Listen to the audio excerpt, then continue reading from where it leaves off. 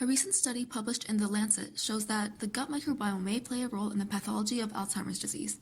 Findings in this pilot study suggest that future research on the gut microbiome may be useful for understanding, diagnosing, and treating Alzheimer's. In this crossover double-blind pilot study, researchers recruited 17 patients, 11 of which had mild cognitive impairment, while the remaining were cognitively normal. Subjects underwent a 6-week treatment with either the modified Mediterranean ketogenic diet or the American Heart Association diet. This was followed by a 6-week washout and another 6-week treatment with the other diet. Fecal samples were taken prior to and after the dietary interventions and were analyzed for their microbial and organic acid content. As well, the cerebrospinal fluid was also analyzed for Alzheimer's disease biomarkers such as phosphorylated tau and beta-amyloid proteins.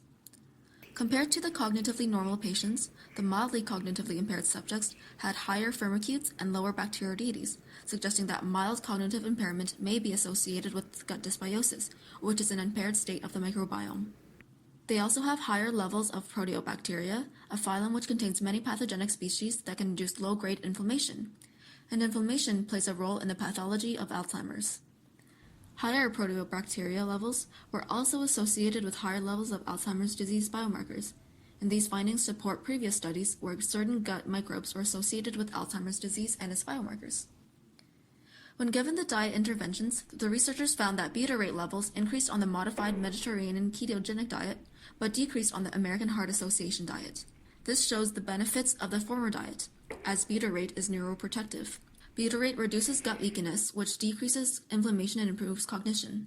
This was shown by previous studies where beta-hydroxybutyrate levels was increased through the short-term induction of ketosis via oral administration of medium-chain fatty acids. Since this was a pilot study, this study alone does not suffice to prove the involvement and modulation of the microbiome through the modified Mediterranean ketogenic diet for slowing down the progression of Alzheimer's disease. However, it does provide evidence that the gut microbiome should be an area of future research for identifying additional early diagnostic biomarkers, as well as understanding and potentially hindering Alzheimer's disease.